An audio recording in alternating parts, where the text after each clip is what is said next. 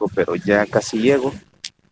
Yo creo que en todo lo que damos los anuncios terminamos de llegar a la colonia. Así que, bueno, recuerden, esta semana inician los laboratorios, todavía no se han cargado las guías de laboratorio, pero yo esperaría que a más tardar entre mañana, miércoles o el jueves, ya estén las guías de laboratorio para que ustedes pues ya puedan proceder a leer los documentos y se preparen para la metodología. Desde ya se los adelanto. En el caso de los laboratorios que corren virtuales, asíncronos, se les va a entregar la guía de laboratorio vía aula virtual y el día sábado, eh, media hora antes de iniciar cada sesión de laboratorio, cada grupo de laboratorio, se va a estar realizando un examen prelaboratorio. La idea es que con los exámenes prelaboratorios buscamos medir qué tanto ustedes han leído de la guía de laboratorio, así que prácticamente es como por así decirlo un pequeño control de lectura. Así que eh, pendientes de lo que se pueda subir ya sea el día de mañana o el jueves. El día sábado esperaríamos hacer los exámenes prelaboratorios y se estaría habilitando pues las grabaciones de los laboratorios el día sábado. Así que eso es por un lado. Eh, bueno, ya casi llego, pero de igual manera vamos a comenzar a compartir la clase que teníamos con ustedes hoy.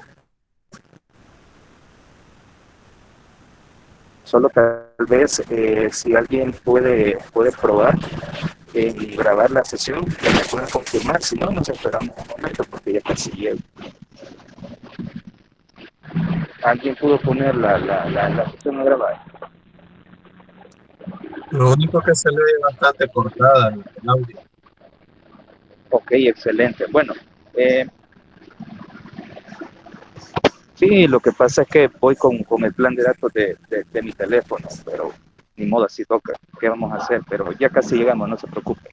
Bueno, miren, prácticamente dentro de las definiciones que hemos venido estudiando de transformadores, prácticamente pues hemos hablado de, por un lado, las condiciones ideales del transformador, hemos hablado un poco sobre los modelos o los equivalentes exactos y aproximados que tienen las máquinas.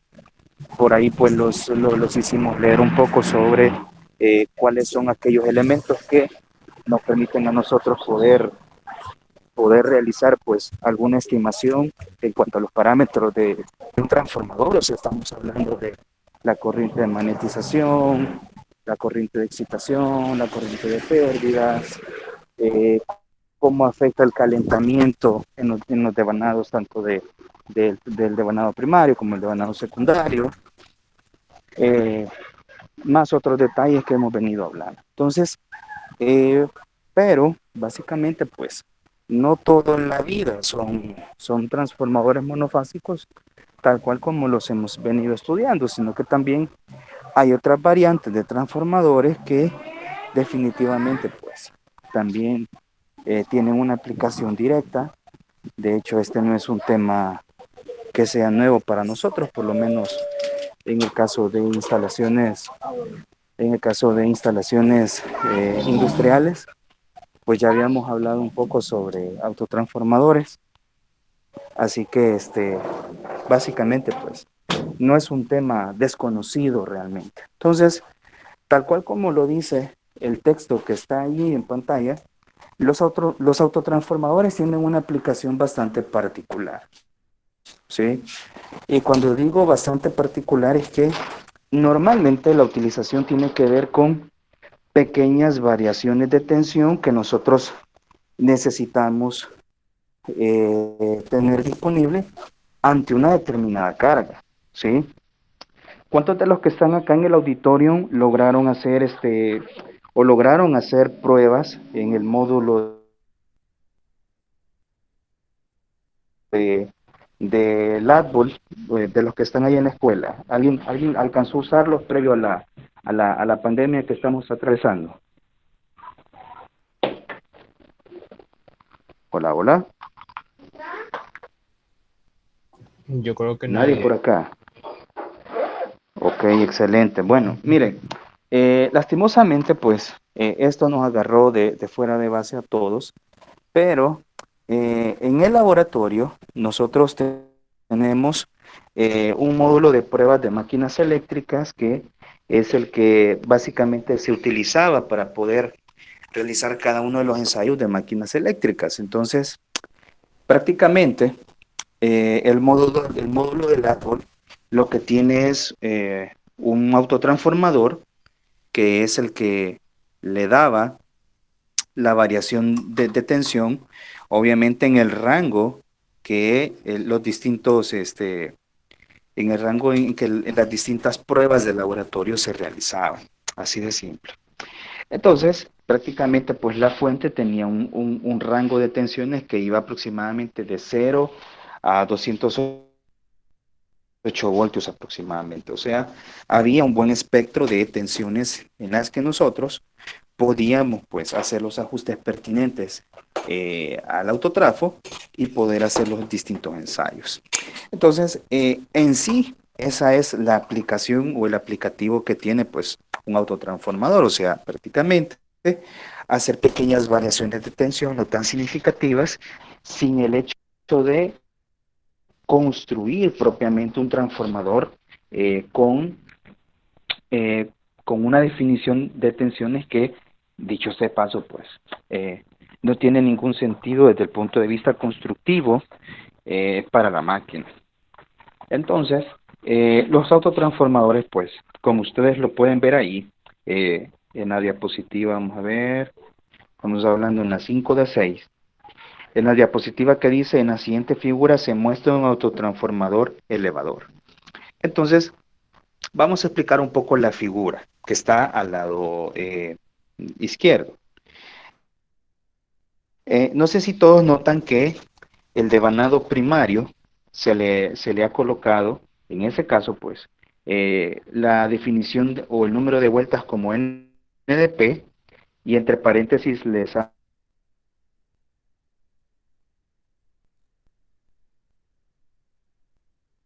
han puesto igual a NDC. No sé si todos lo están viendo. Hola, hola. Todos están viendo la figura. Sí, ingeniero. Sí, ingeniero.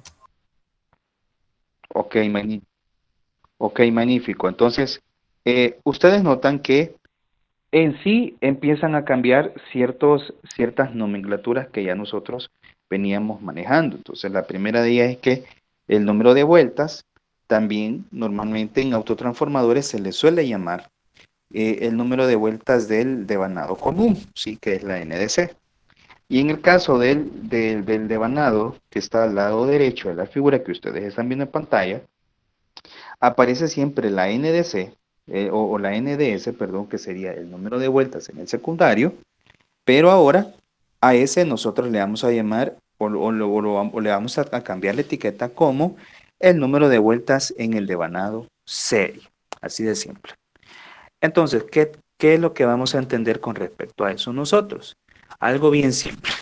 Nosotros podemos tener un transformador en el que puede ser un transformador convencional, pero que a la hora de definir una posible construcción de un autotrafo a partir de un transformador convencional, lo que nosotros hacemos es, pues básicamente, reasignar algunas nomenclaturas, porque físicamente lo que vamos a hacer es conectar, y para eso paso a la siguiente figura, la figura que ustedes están viendo acá, que se está enfocando un poco más, en el que yo puedo construir un autotransformador y perfectamente pues yo lo que puedo hacer es conectar un devanado con respecto a otro, que es lo que ustedes están viendo ahí. Entonces, en la parte superior de la figura ustedes pueden ver que el devanado del secundario, que para nosotros ahora va a ser el devanado serie, prácticamente pues es el que se convierte ahora en la parte superior del autotransformador y que está conectado en serie, valga la redundancia, con respecto a el devanado común, que para nosotros el devanado común es el devanado que corresponde al primario del transformador. Entonces, es como que físicamente el terminal donde está entrando la corriente primaria, esté básicamente pues conectado por medio de un conductor, fíjense bien, al terminal que tiene la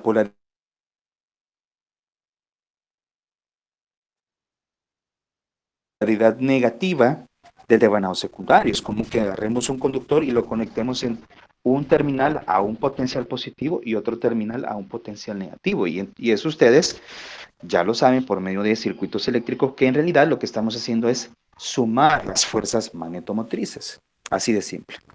Entonces, eso físicamente da lugar a la creación de un autotransformador con la configuración elevadora, donde nosotros posiblemente, fíjense bien, podamos tener en el devanado común un nivel de tensión de, por decirles algo, 240 voltios, pero puede ser que nosotros en la definición del secundario o de la salida del autotrafo, nosotros tengamos un nivel de tensión de a lo mejor de 300 voltios. A lo mejor podamos tener 260 voltios, dependiendo de la aplicación que nosotros querramos tener o necesitemos que se nos diseñe. Así de simple. Entonces, eh, ahora los niveles de tensión cambian por la definición como tal que ustedes están viendo en pantalla. Lo que tenemos ahora es un devanado de entrada que para nosotros va a ser o va a estar etiquetado con el nivel de tensión VDL, ¿sí? Que sería nuestro voltaje de baja.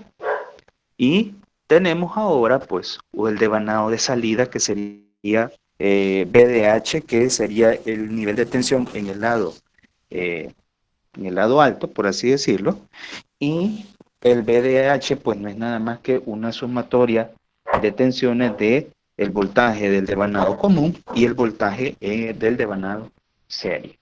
Así de simple. Entonces, ahí lo que tenemos nosotros pues es una configuración elevadora. No, no vamos a decir pues algo que no se ve ahí. Y como ustedes pueden ver, la corriente de carga prácticamente pues está ahí disponible y se divide en dos corrientes, ¿sí? Regálenme un momento que ya me estoy conectando. A ver, vamos a pasar acá. Vamos a darle a admitir a don Mauricio.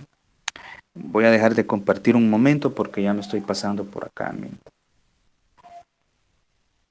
Hey, no, hombre, esta es la de costos. Yo no quiero la de costos. Yo la que quiero es la de conversión. Permítanme un momento. Permítanme. Hola, hola, ingeniero Borges. Oh, hola, hola, don Mauricio. No, yo no podía entrar a la clase, ingeniero, de Conver, pero ya la activó, ¿verdad? Sí, correcto, así es. Lo que sucedió es que estoy desde el teléfono. Ahorita me voy a conectar a la PC. Solo regálenme un momentito por ahí. Que Ok, todavía necesito ingeniero, hacer. yo voy manejando también, entonces, pero sí, esta es la de Conver, ¿verdad? Sí, claro, claro, claro, no se preocupe. Lo que pasa es que, Ok, al igual que como usted, venía ahí en tráfico, así que ni modo, pues, me tocó que improvisar con el celular. ok, ingeniero, gracias y cuidado también ahí. Ujú. Bueno, señores, regálenme un momento, voy a terminar de cargar los archivos y seguimos con la plática, permítanme. Compañeros, buenas tardes. Voy a perder la vergüenza un ratito y no sé si quién tendrá algún curso o un tutorial de cómo usar la TI que me pueda ayudar, porfa.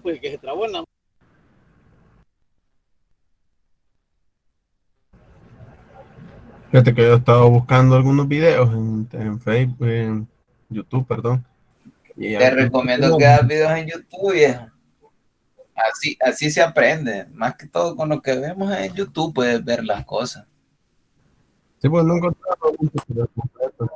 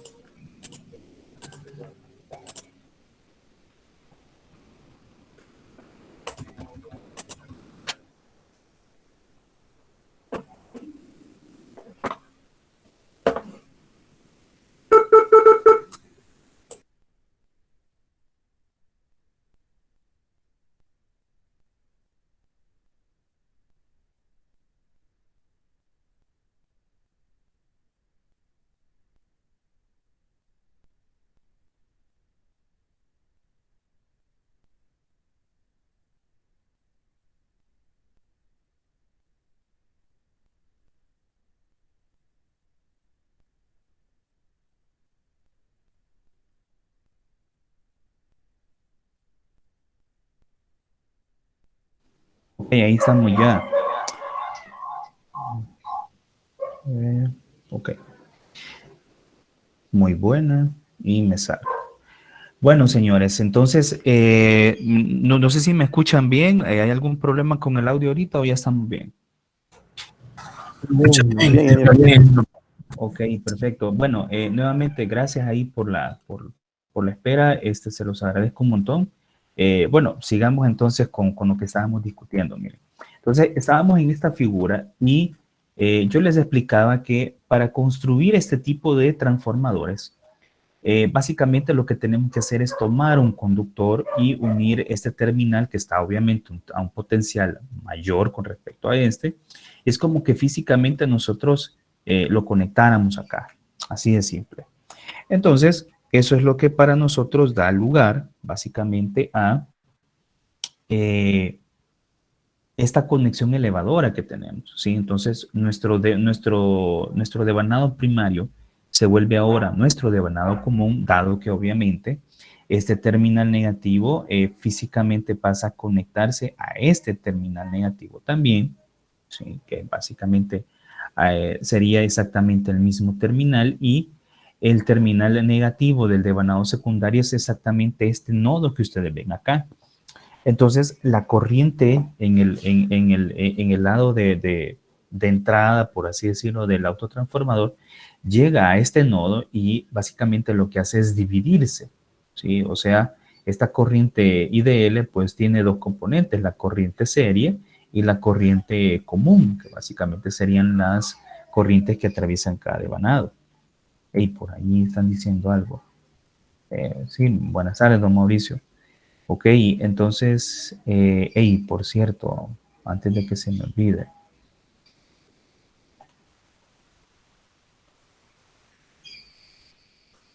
permítame un leve momento. Ok, ahí está.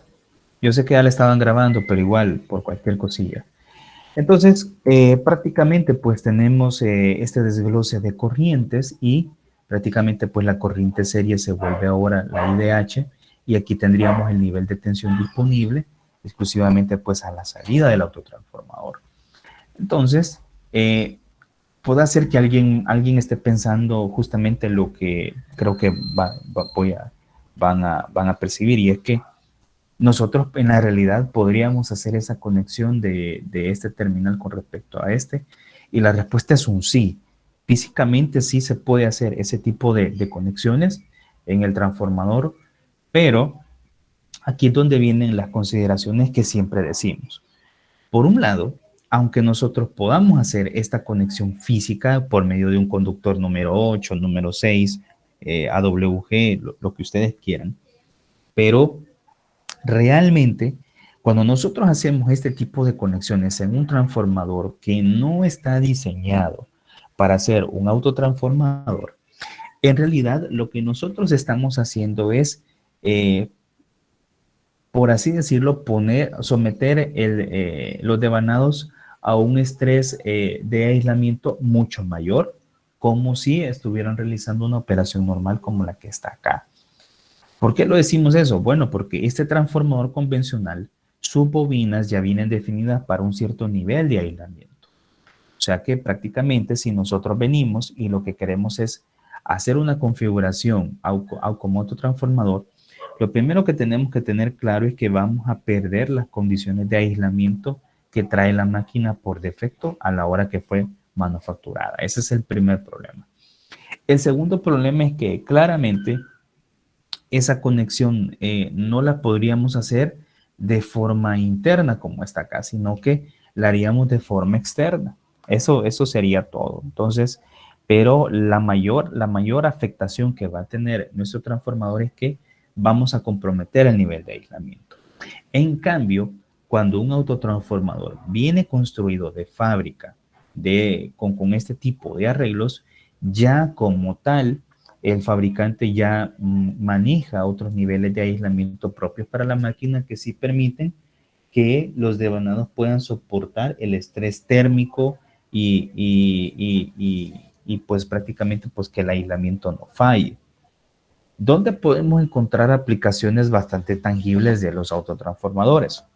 Bueno, una de las aplicaciones más tangibles que nosotros podemos tener es en concepto de arrancadores, ¿sí? Así de simple. Entonces, vamos a ver, por acá tenemos este muñeco, no es este. Tendría que ser este, archivos, guía 3. Vamos a ver.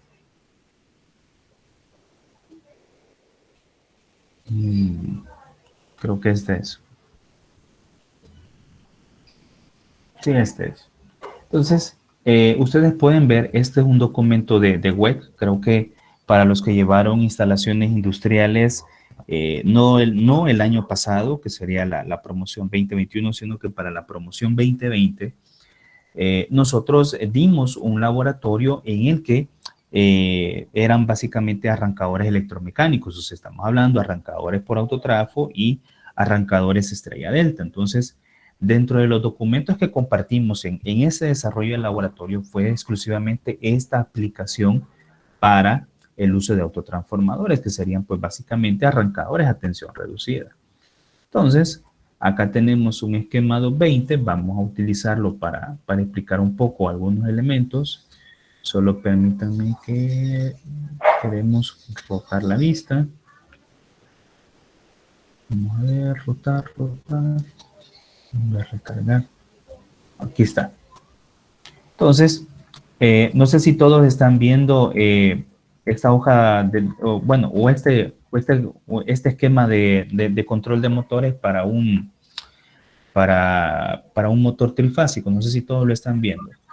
Sí, ingeniero. Sí, Ok, vamos a explicar un poco rápido la aplicación para que ustedes puedan sentirle un poco de sabor a lo que estamos hablando allá, porque obviamente lo vamos a ver, aquí está desde el punto de vista de instalaciones industriales, allá está desde el punto de vista de máquinas eléctricas como tal, pero básicamente lo que nos dice este esquema es que nosotros vamos a tener una alimentación trifásica tipo RCT, o sea, un sistema de tensiones ABCD. Obviamente, la especificación está dada para un control a 240. Aquí ustedes lo pueden ver, o sea, 220, 240. Y dentro del diagrama de potencia, lo que nosotros tenemos acá es un interruptor térmico, así de simple. No tenemos ambas funciones ahí, sino que, sería un disparador magnético, perdón. Tenemos un interruptor magnético, aquí tenemos un relé térmico.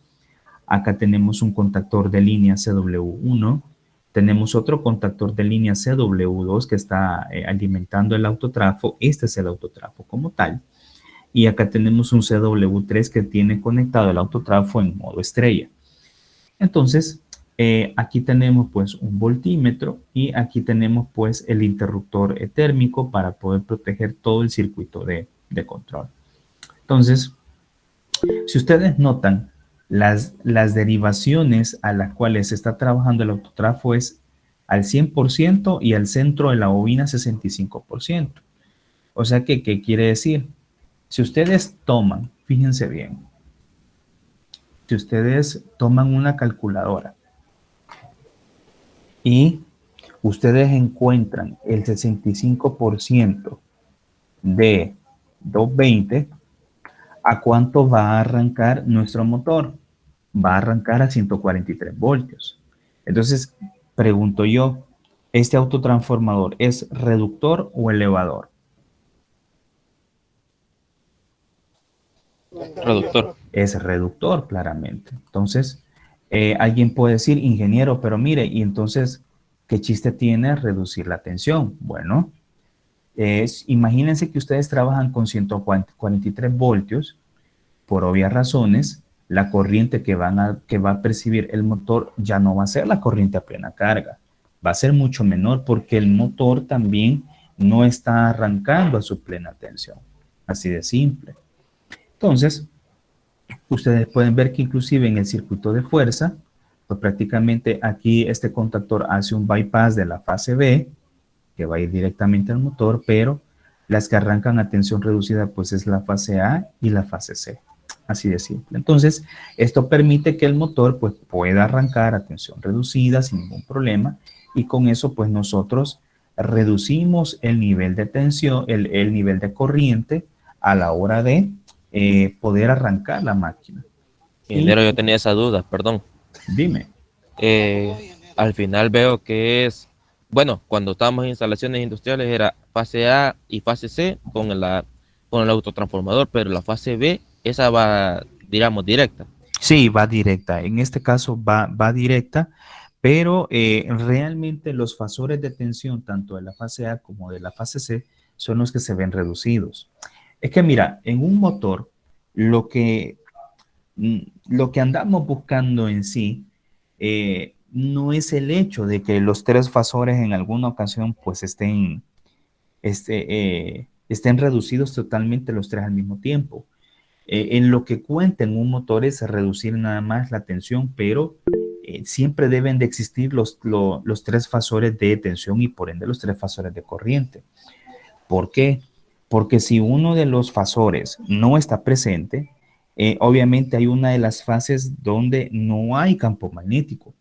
Entonces, al no haber campo magnético, el campo giratorio del motor solo tiene dos fasores. O sea, puede tener solo la fase A o la fase C o la fase B y la fase C, pero no hay un tercer campo magnético que permita la acción rotora en el estator. Porque al final, el estator, en el caso de motores, obviamente, en el caso de motores, el estator es quien comienza a producir los fasores de tensión de corriente y por ende de flujo magnético debido a la tensión trifásica en la entrada. Entonces, por método de inducción, que es justamente lo que se habla muchísimo en transformadores, es que el rotor comienza a inducir tensiones y flujos magnéticos en sus barras colectoras que están cortocircuitadas y es por ello que el rotor siempre va a tratar de alcanzar el campo magnético del estator. Entonces, pero si hay uno de los fasores que no está presente, es como que el motor quisiera trabajar forzado, o sea, solo hay dos fases y uno de los fasores o una de las tensiones pues no está produciendo campo magnético, en este caso también la corriente. Entonces, es ahí donde se dan los problemas. Entonces, En pocas palabras, ingeniero, cuando arrancamos un motor trifásico con autotransformador, entramos con fases desbalanceadas. sí, realmente sí, por lo menos dos fases entran a tensión reducida y una de las fases entra a plena tensión. Pero como te digo, no importa que la fase C y la fase A entre a tensión reducida, no importa. El punto es que los tres fasores de corriente estén ahí para producirte el campo magnético. Por ende, las condiciones de torque, en un motor se busca condiciones de torque constante. Entonces, para el arranque no vas a tener torque constante. ¿Por qué? Porque vas a tener una fase a corriente plena, pero dos fases no. Entonces sí va a haber un torque porque definitivamente lo vas a tener, pero no va a ser un torque a plena carga, pero sí te va a servir para reducir la corriente. ¿Por qué? Porque el torque depende directamente por de la impedancia de los devanados de la máquina, pero también depende de las condiciones de flujo magnético que la corriente impone. Entonces, vas a tener flujo, pero no, ese flujo no te va a permitir que el motor entre a torque pleno, sino que va a haber un torque reducido que te va a permitir, en principio, vencer las inercias más o menos alrededor de unos 10-15 segundos y una vez pasado ese tiempo, la lógica de control sacaría de operación el autotrafo y ingresaría a trabajar CW1 para la tensión plena y es ahí donde una vez que el motor ya ha alcanzado el 80% de su velocidad, ya te va a Una poder consulta, trabajar con ingeniero. el torque a plena carga. Hola, ingeniero, una consulta. Dime. En el caso, si se hace ese tipo de arreglo con autotransformador, la corriente en esas dos fases no tendría que ser mayor para generar el campo magnético y que pueda haber un sentido de rotación. No, fíjate que no. En este aspecto no puede ser mayor la corriente, porque si estás hablando que va a ser mayor, entonces me estás diciendo que el motor va a arrancar a pleno torque, y eso no va a ser así. Va a verse reducida, y Pero, eso siempre se da de esa manera. pero una consulta, ¿verdad? Que ahí depende de la aplicación, ¿verdad? De que si lo ocupamos con un autotransformador o estrella delta. Porque me imagino que la pregunta que viene el compañero es que si yo ya tengo un arrastre, o sea, de la máquina más una carga, entonces tengo que hacer los cálculos para que ver si ya no es al 65, sino que al 85 del autotransformador para que él me logre vencer la inercia y después se quede trabajando normal, ¿verdad? Es correcto, así es. Ahora, en base a tu comentario, hay algo que normalmente casi nadie dice. Eso uno lo descubre leyendo, investigando y obviamente haciendo cálculos. Y es que normalmente arranques electromecánicos como este que ustedes están viendo en pantalla y como el que, entre comillas, ya vimos con arrancadores Estrella Delta, ese tipo de arrancadores solo sirve para cargas que se comportan de forma cuadrática. O sea, estamos hablando de cargas que no requieren un gran torque en el arranque y que normalmente pues se asocian con bombas centrífugas, ventiladores centrífugos, extractores de calor. Entonces son aplicaciones donde la carga como tal del motor no es tan significativa. Entonces ahí es donde este tipo de arrancadores sí tienen una mayor utilidad. Ahora, si definitivamente nosotros necesitamos una progresión mayor, ahí sí ya hacemos un lado arrancadores electromecánicos y nos quedamos ya meramente con arrancadores de estado sólido, como lo son arrancadores propiamente soft starter y variadores de velocidad, donde sí podemos controlar las curvas de arranque de la máquina en función de la carga. Pero, repito, para cargas de baja inercia, los arrancadores electromecánicos son sugeridos, son de bajo costo porque un autotrafo en términos de costos no se va a comparar con el precio de un variador de velocidad de Siemens o Schneider. De igual manera, un arrancador tipo Estrella Delta ni siquiera necesitan ustedes comprarlo ya hecho, sino que ustedes lo pueden armar. Obviamente hacen las estimaciones para el contactor que va a estar operando en Delta, el contactor que va a operar en Delta y el contactor que va a trabajar directamente conectado a la línea. Entonces, como repito, depende de las inercias también que ustedes necesiten mover el hecho de utilizar este tipo de aplicaciones. No sé si ahora más o menos queda un poco más claro. Sí, Ok, magnífico. Bueno, entonces, como les decía, la idea es que vieran una aplicación ya un poco más industrial, porque obviamente lo que estamos haciendo es hablar un poco más de máquinas eléctricas desde el punto de vista del electromagnetismo, pero sí hay aplicaciones de esto y sí se utiliza. Muy bien, esto ya lo habíamos mencionado un poco, las nomenclaturas, ¿sí? Y obviamente, pues, aquí tenemos la contraparte autotransformadores reductores, donde el concepto ahora cambia, ¿sí?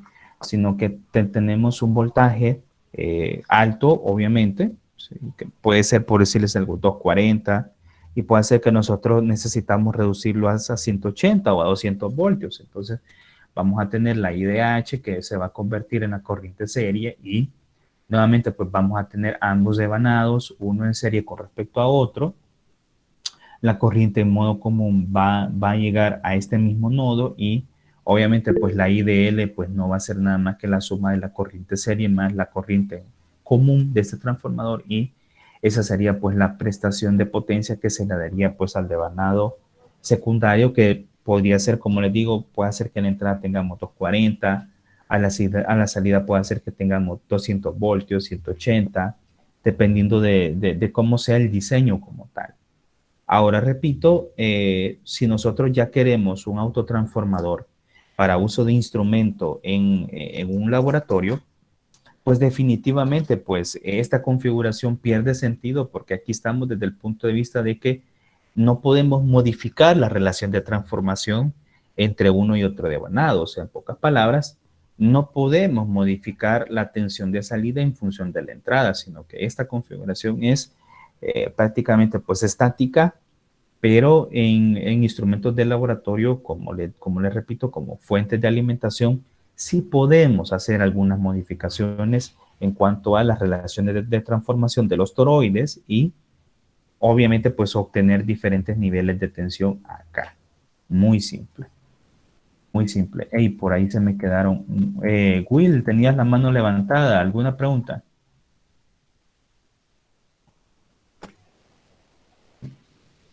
Wilfredo, ¿alguna pregunta?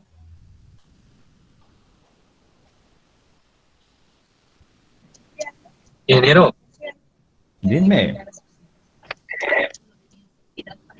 disculpe, Inge, pero en los sistemas trifásicos, por lo general, siempre la fase C es la alta, ¿verdad?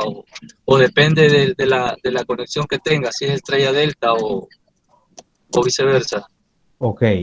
Miren, ese es un tema que normalmente tiene que ver con las conducciones trifásicas. Más o menos podemos adelantar algo. Cuando hablamos de fases altas, normalmente eso evoca a una conexión en delta, ¿sí?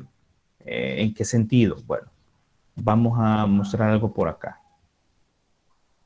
Vamos a ver, dijo el ciego. Por acá. Lo tenemos en costos. Tenemos en el backup del 2018.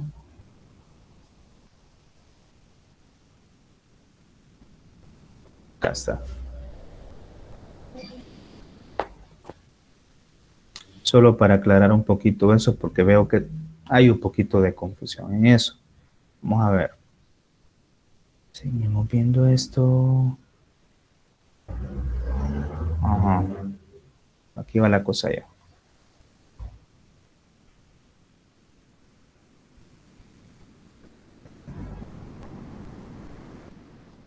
Acá. No, aquí lo vamos a ver en propiamente en una estrella de acá. Si ustedes notan, no sé si están viendo esta configuración como tal o esta que está por acá, pero son básicamente bancos con estrella primaria, delta secundaria. Y si ustedes notan, entre el fasor de la fase A y la fase B, pues hay un neutro que está colocado a tierra, que es justamente esta unión. Entonces, en una configuración delta, normalmente ustedes van a tener tensiones 240 voltios, 120 con respecto entre fase y neutro, ¿sí? Pero, ¿qué sucede cuando yo tengo, fíjense bien, 208 voltios entre una fase y el neutro? Que es justamente la pregunta que está dando cabida a don Mauricio. Miren, prácticamente estos 208 voltios normalmente o se toma en la fase C o depende de cómo hagan la conexión en el secundario, puede ser la fase B o la fase A. Ahí depende porque normalmente pues el transformador que está conectado a la fase A, puede ser este, es el que por lo general tiene, decimos que lleva la carga trifásica y aporta la carga monofásica, pero por tener esta derivación a neutro, normalmente a este transformador se le carga también no solo la carga trifásica, sino que toda la carga monofásica la manda a él. Entonces, en algunos cálculos, esta máquina suele ser de mayor tamaño que estas. Pero yo siempre les he dicho, en una delta yo prefiero, y eso lo comparto siempre cuando hablamos de este tipo de temas, yo siempre comparto que la configuración en delta, aunque este les dé mayor, traten de manejar las tres máquinas a la misma potencia. ¿Por qué? Porque si bien es cierto, tenemos una delta con derivación a neutro, pero si ustedes normalmente dejan esta máquina con mayor potencia que esta, obviamente el estrés térmico de esta máquina va a ser mayor que estas. Entonces, allí vamos a comenzar a desgastar esta máquina y probablemente les falle. Mientras que si las tres máquinas manejan la misma potencia, no van a haber problemas con las corrientes de recirculación que exhiba el banco en el secundario. Ahora bien, la fase alta por lo general no se suele utilizar a la hora de manejar circuitos. O sea, si alguien pensó que podía manejar circuitos a 208 voltios en ese tipo de configuraciones, está totalmente malo. O sea, no es ese el concepto.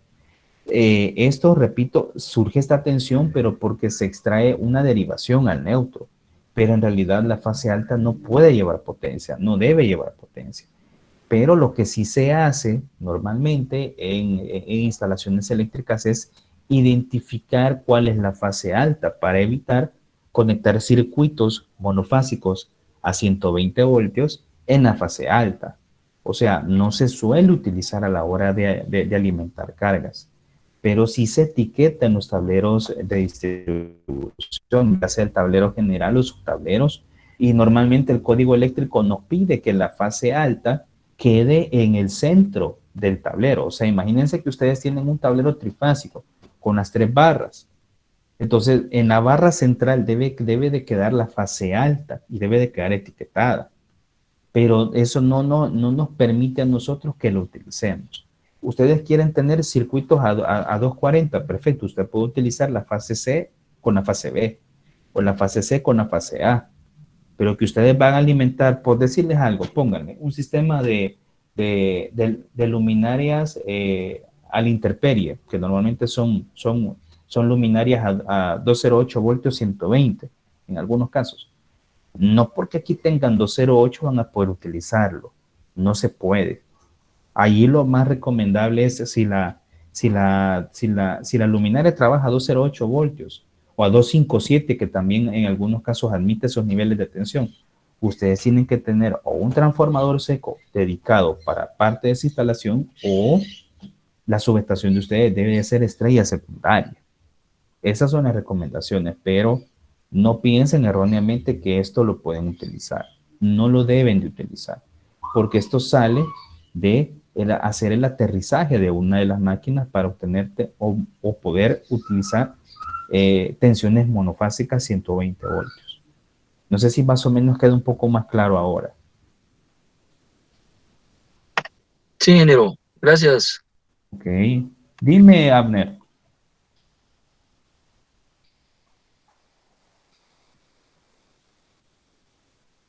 Abner, ¿alguna pregunta, alguna duda? ¿O se desconectó Abner? Bueno, sigamos nosotros entonces. Muy bien. Bueno, entonces ya habíamos hablado un poco de la nomenclatura. ¿Sí? BDC es para nosotros el voltaje común, IDC es la corriente común, ya lo habíamos dicho. El BDS es el voltaje serie, IDS pues es la corriente serie, y BDL e IDL pues son obviamente voltaje y corriente en el lado de bajo voltaje, y BDH e IDH pues son voltajes y corrientes en el lado de alto voltaje. Así de simple.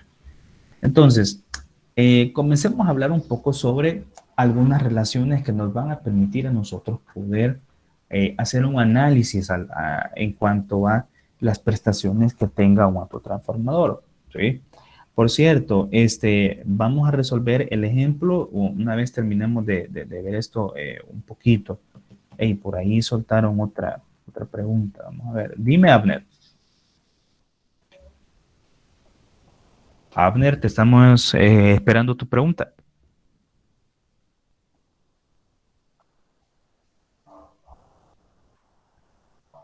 No se escucha tu micrófono, Abner. Revisa ahí qué es lo que pasa con el micrófono. Rutilio, dime. Sí, una pregunta, ingeniero. Ahí en las definiciones que dijo, eso a nivel de, más o menos estamos hablando de lo del libro, pero digamos en física, teniendo transformadores, hay diferentes definiciones que ponen, a veces hay H, a veces hay X. En esto, ¿cómo se pueden identificar esos puntos? Y los zapatos, amor, porfa. Ok, magnífico. Bueno, mira, normalmente en transformadores de distribución, eh, en el caso de los terminales del lado de alta, siempre decimos que se suelen etiquetar como con la letra H mayúscula. O sea, si tú quieres identificar, eh, por decirte algo, el terminal H1, normalmente lo que hacemos nosotros pues es pararnos de frente al transformador, ¿sí? Y el terminal que quede a tu mano izquierda, ese es el terminal H1. Siempre se maneja así.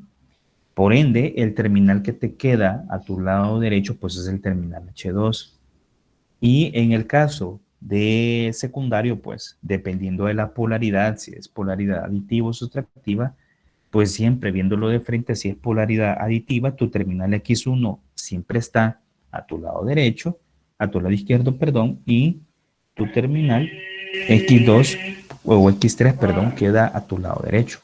Si el transformador es de polaridad sustractiva, los terminales cambian, ¿sí?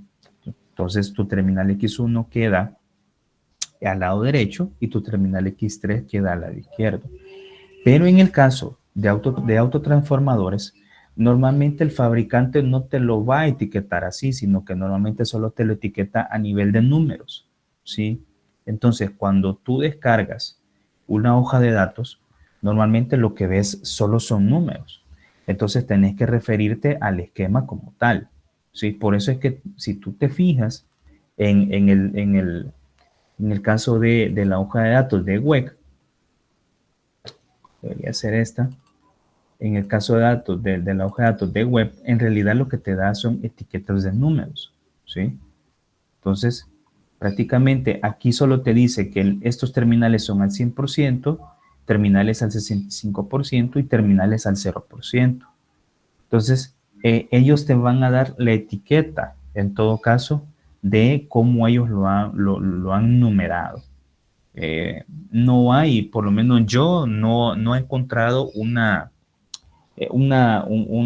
definición de etiquetas propias para autotransformadores. No, yo no lo he encontrado. Normalmente solo esto te dan, pero como repito, depende mucho del fabricante. Veamos ahora no exactamente una misma aplicación, pero desde el punto de vista de Siemens, ¿sí? Por si a alguien pues le gusta Siemens, el ingeniero no habla de Siemens, solo habla de web, quizás le pagan a él para promocionar web, al final no es nada por el estilo, simplemente la información ahí está. Pero este documento es de Siemens y tiene también un arranque por autotraf. Vamos a ver cómo lo tienen ellos etiquetado. Si tú te fijas, en el caso de Siemens, ¿qué es lo que te dice? Te dice que tenés los terminales al 0%, al 50%, 65%, 80% y el 100%. Entonces, es justamente lo que creo que Ruano estaba consultando hace poco. O sea, si yo tengo una inercia que según mis cálculos demanda un 80% de la tensión nominal, pues obviamente en este diseño como tal, yo tengo la capacidad de utilizar los terminales 80, que equivaldrían al 80% de la tensión nominal. Entonces, volviendo a la pregunta, no he encontrado una asignación de terminales común para autotransformadores. Lo más que encontrás son este tipo de diagramas donde claramente te dicen en cuanto a los terminales a cuánto equivale cada una de las derivaciones. No sé si más o menos queda un poco claro, Rutilio. Hey, por ahí nada, texto.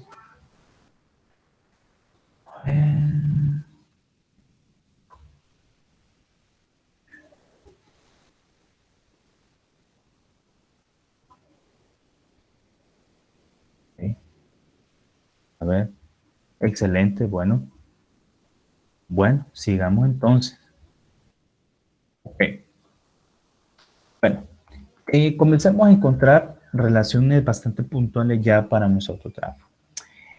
Vamos a basarnos desde el punto de vista de un autotransformador elevador. ¿sí? Que sería pues básicamente esta configuración que ustedes están viendo acá, que sería la que dio cabida a la clase de ahora. Entonces, para nosotros poder encontrar el voltaje en el lado, valga la redundancia, del lado de alto voltaje, pues recordemos que lo que vamos a hacer es sumar los niveles de tensión del voltaje en el devanado común más el voltaje en el devanado serie, ¿sí? Nosotros tenemos que tener claro que desde el punto de vista de las fuerzas magnetomotrices, ¿sí? Nosotros podemos hacer siempre una relación en función de voltajes y cantidad de vueltas en cada devanado. Entonces, que es justamente lo que nosotros tenemos acá.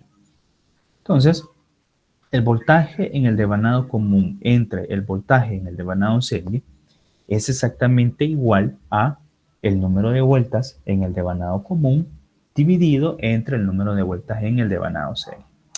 Entonces, de esta expresión, lo que nosotros vamos a hacer es despejar para el voltaje en el devanado serie.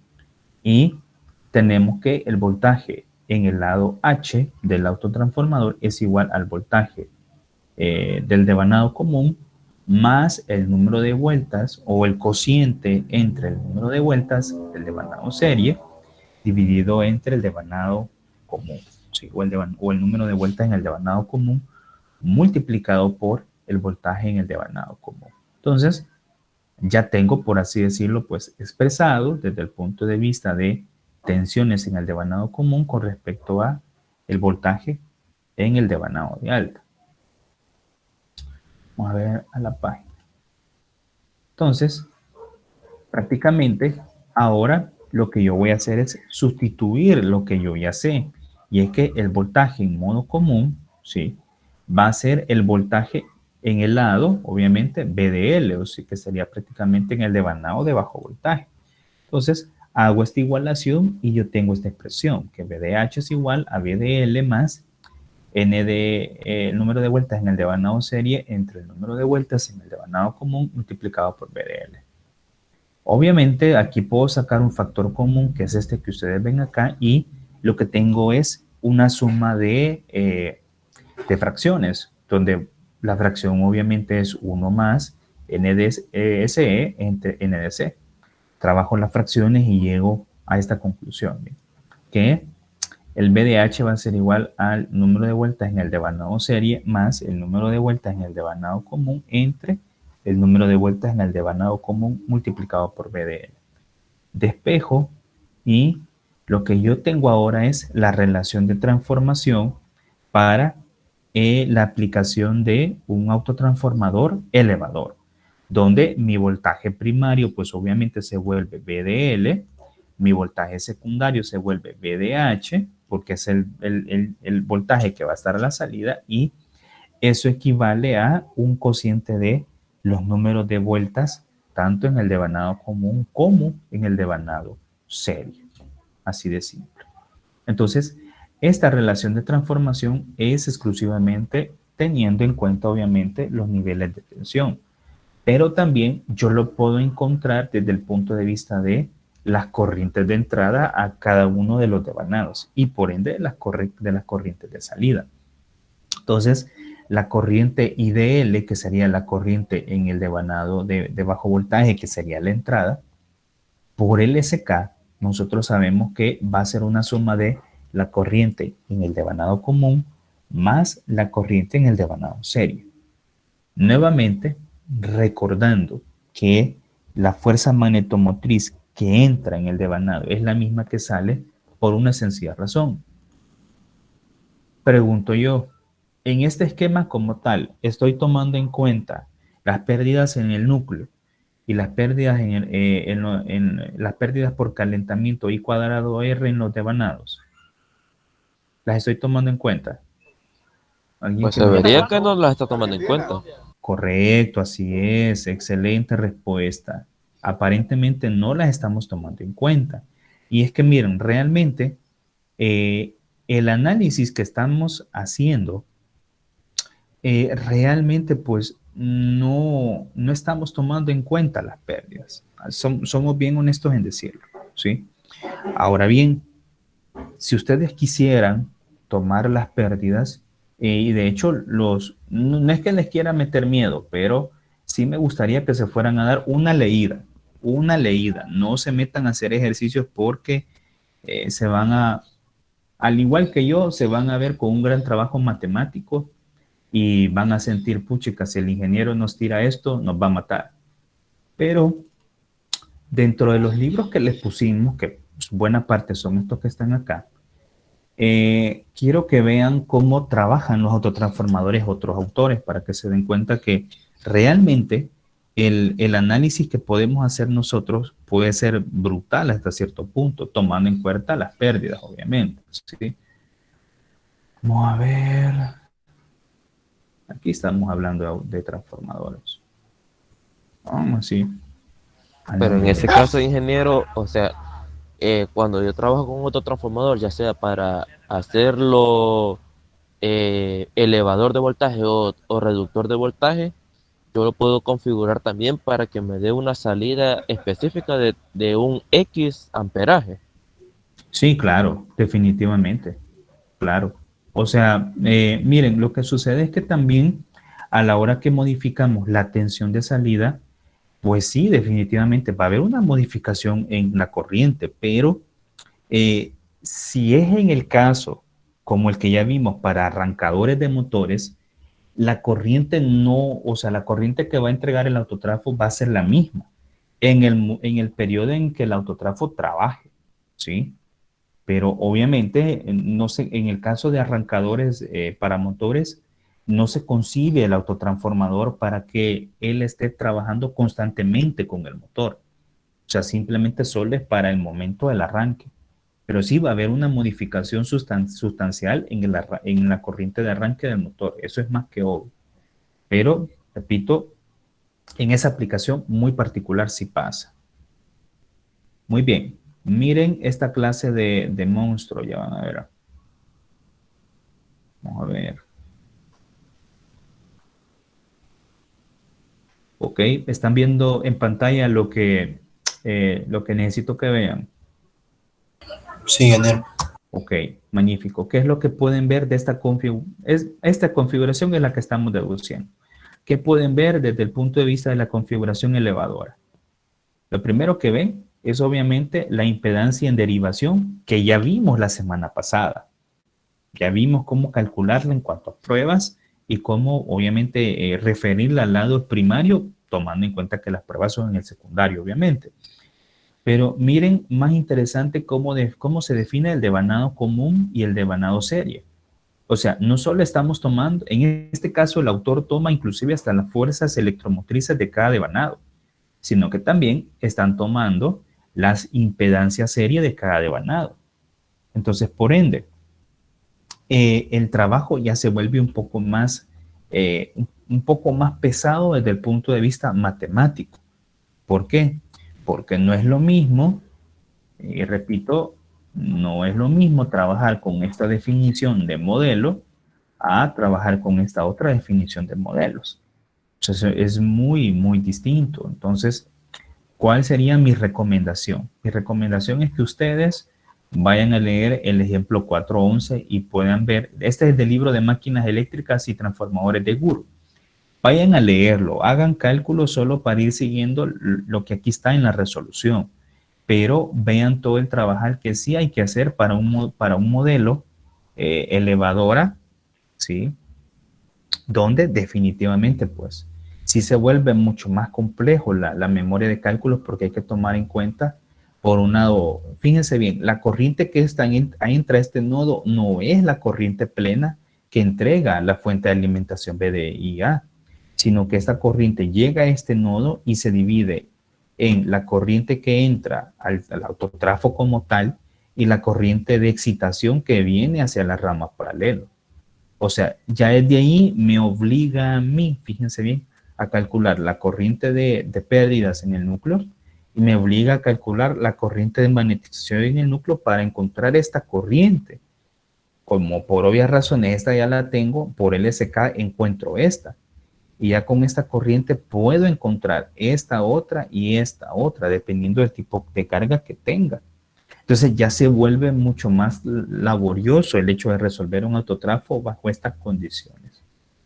Pero bien, como les digo, no es por asustarlos, pero realmente este modelo está muy simple en función de lo que pudiéramos definir como modelo equivalente.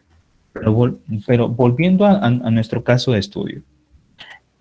Obviamente ya sabemos que la fuerza magnetomotriz que entra en la misma que sale. Entonces, en este caso, vamos a sustituir a qué equivale la corriente en el devanado común, que sería a el número de vueltas en el devanado serie, entre el número de vueltas en el devanado común, multiplicado por la corriente en el devanado serie, más la corriente en el devanado serie.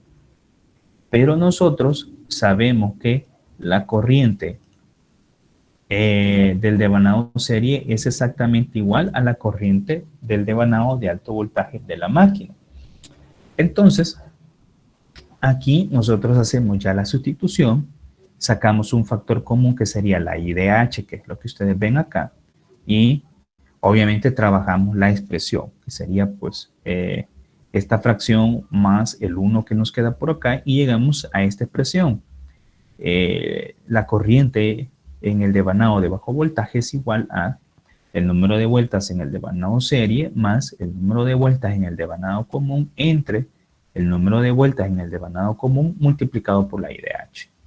Y finalmente, pues, la relación de corrientes quedaría como la IDL entre la IDH igual a el número de vueltas en el devanado serie más el número de vueltas en el devanado común dividido entre el número de vueltas en el devanado común. Bastante simple. Entonces, ya tenemos relaciones en función de las corrientes y, por otro lado, tenemos relaciones desde el punto de vista de tensiones, que si ustedes se fijan, prácticamente uno es el inverso de la otra. Esta ecuación como tal es la inversa de esta. Muy simple. Muy simple, pero esta bondad de cálculo nos lo ofrece obviamente pues el modelo ideal del autotransformador en sí, no porque en realidad tuviéramos que hacer otras manipulaciones matemáticas para nosotros poder obviamente pues encontrar ese tipo de resultados. Muy bien, hasta este momento ¿hay alguna pregunta, alguna duda o algún comentario? ¿Alguna pregunta, alguna duda? ¿Algo que no haya quedado claro?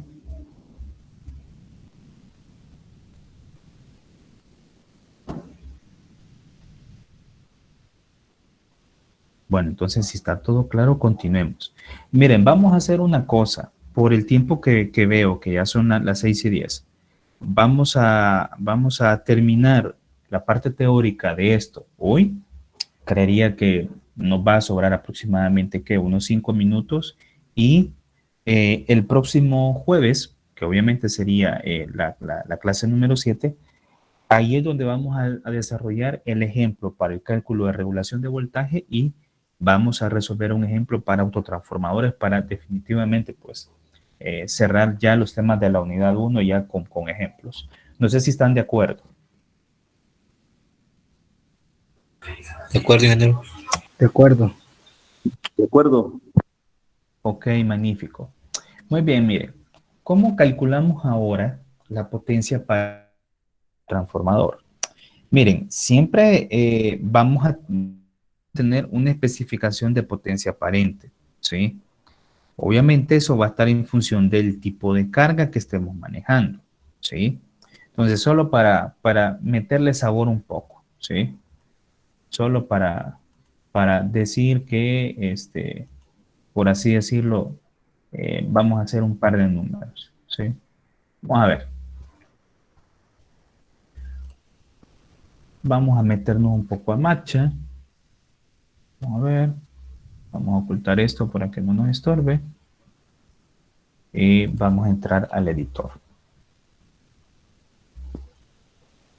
Ok.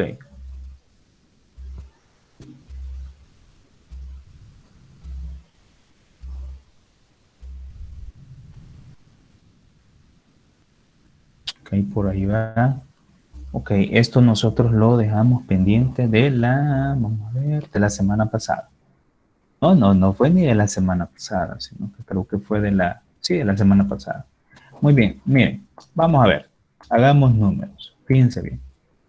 Imagínense que ustedes tienen un motor, ¿sí? Un motor básico, obviamente, de unos 10 HP.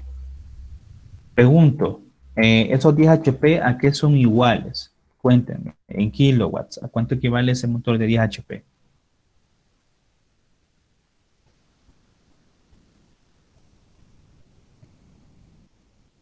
¿Cuántos son 10 HP en kilowatts? Vamos a ver. 10 HP. Sería 7.46, si no me equivoco. 746 es un HP.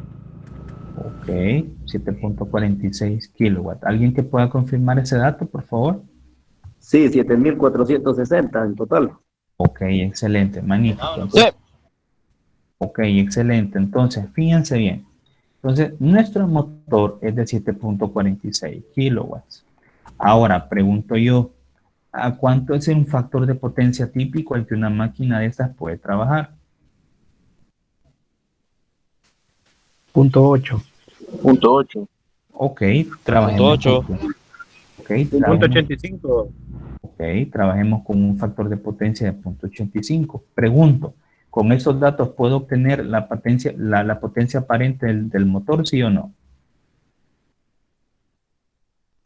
Sí.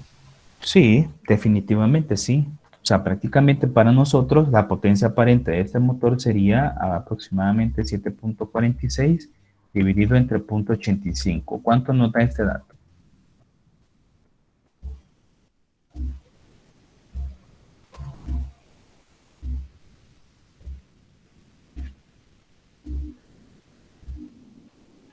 ¿Cuánto es la potencia aparente de ese motor?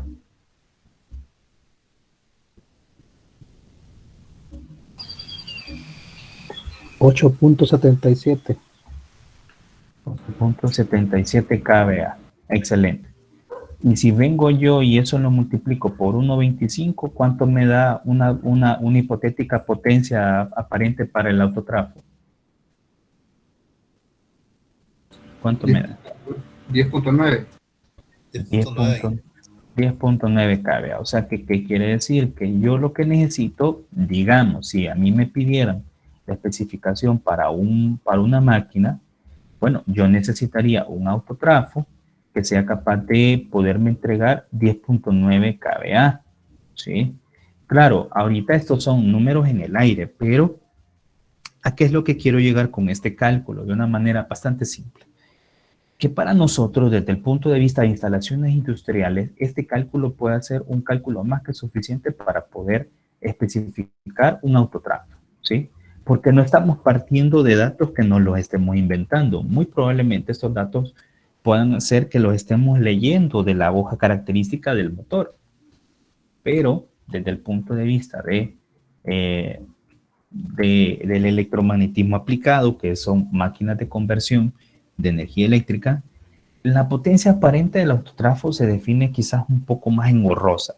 Digo más engorrosa porque el tratamiento matemático es un poco mayor. Entonces, lo primero que debemos de tener claro es que a qué va a equivaler la potencia de entrada del autotrafo, que claramente aquí nosotros lo tenemos especificado, sería el producto de la tensión y la corriente en el lado de bajo voltaje. Por otro lado, nosotros también tenemos claro a qué va a equivaler la potencia aparente de salida en el devanado de alto voltaje, que obviamente pues va a ser VDH por IDH. Entonces, con esto, nosotros ya tenemos claro que desde el punto de vista del el modelo que estamos siguiendo, la potencia de entrada es la misma que sale, que sería la potencia EDS, que sería la potencia entrada-salida del autotrafo. Entonces, esto obviamente se cumple sí y solo si nosotros estamos utilizando un modelo ideal y que ya dejamos claro que en realidad sí estamos utilizando un modelo de trafo ideal, ¿sí? Muy bien, entonces bajo ese concepto, fíjense bien, lo que yo quiero ahora calcular es la potencia aparente que cada devanado puede manejar. Para tener bien claro, en términos simples, cuánto es la potencia o a qué equivale la potencia total que puedo manejar para un autotrafo. Entonces, la potencia por cada devanado la vamos a definir por medio de esta igualdad y en base a las relaciones para el autotransformador elevador, tomamos de referencia la corriente en el devanado común y lo que hacemos es este resultado introducirlo acá. Sería, obviamente, pues, el BDL, que sería factor de IDL menos IDH. Hacemos, obviamente, pues, la multiplicación de este término con todo lo que está en el paréntesis y llegamos a esta expresión, que la potencia en cada devanado es igual a BDL por IDL menos BDL por IDH. Pero la IDH, a su vez, tiene esta expresión, miren. O sea, IDL por el número de vueltas en el devanado común dividido entre el número de vueltas en el devanado serie más el devanado común. De esta expresión, yo lo que voy a hacer ahora es sacar mi factor común, que es BDL, que es justamente lo que ustedes ven acá. Y comienzo a trabajar nuevamente la misma expresión en cuanto a fracciones. Entonces hago medios con medios y extremos con extremos y yo llego que la potencia por devanado va a ser igual a BDL por IDL por todo este factor que ustedes ven acá. Ahora bien, recuerden que BDL e IDL es la potencia de entrada y que a su vez, pues obviamente la potencia de entrada es igual a la potencia de salida y eso es igual a la potencia EDS. Entonces, con ese concepto, fíjense bien, yo puedo plantear una ecuación final para poder encontrar la potencia que puede manejar un autotrafo o que puede entregar un autotrafo en función de, nuevamente, las relaciones de vueltas. Entonces, aquí hay algo muy importante que desde el punto de vista matemático sí se cumple, pero más no así desde el punto de vista físico. Y es lo siguiente. En base a la expresión que ustedes están viendo acá, la potencia de entrada-salida entre la potencia por cada devanado es igual a este cociente. Pero esto va a ser cierto, esto que está marcado en azul, va a ser cierto si y solo si este devanado serie tiene una menor cantidad de vueltas comparado con el devanado común. Repito, desde el punto de vista matemático sí es cierto. ¿Por qué? Porque entre esto sea, o entre esta cantidad sea más pequeña, más pequeña, más pequeña y más pequeña, se va a aproximar a un valor de 0. Y entonces ustedes, matemáticamente hablando, porque lo vieron en Mate 1, lo siguieron utilizando en Mate 2 y fue parte de las herramientas de trabajo en Mate 4 en ecuaciones diferenciales, recordarán que cuando nosotros tenemos algo en el numerador dividido en un número muy aproximado a 0, esto se vuelve una relación indeterminada. O sea que, en pocas palabras, a medida que yo voy decrementando la cantidad de vueltas en el devanado serie, matemáticamente a la vez estoy incrementando la potencia de salida o la potencia de entrada-salida que puede manejar el autotrafo. Repito, desde el punto de vista matemático, eso es cierto y nadie lo va a refutar. Pero desde el punto de vista eléctrico, no es que no sea cierto, sí es cierto, pero también debemos de tener claro que ante una mayor potencia que pueda manejar la máquina, eso también incrementa, por un lado, la corriente. Y si la corriente incrementa, los conductores con los cuales se han creado o se han producido los devanados serie y los devanados común deben de exhibir una buena capacidad térmica y una buena capacidad de aislamiento en función de las altas corrientes que van a manejarse. Por eso, vuelvo y repito, no es que esto sea falso, sí es cierto, pero desde el punto de vista matemático, no desde el punto de vista constructivo por las condiciones de estrés térmico, ¿sí? Y el estrés al cual va a estar siendo sometido el aislamiento de la máquina. Y nos quedaría pendiente este ejemplo y antes de finalizar, pues no sé si alguien tiene alguna pregunta o alguna duda. ¿Alguna duda, alguna pregunta, algo que no haya quedado claro? Ingeniero, buenas noches. Solo con los laboratorios al inicio no le pude escuchar. Ok, bueno, Ahorita comentamos eso, solo permítanme un momento, dejamos de compartir para que ya no tengamos ningún problema. Bueno, miren, con los laboratorios, yo decía hoy por la tarde, casi al filo de las 5:05, que tenemos que esperar que suban las guías del laboratorio el día de mañana o el día jueves y estemos pendientes de que se van a realizar exámenes prelaboratorio.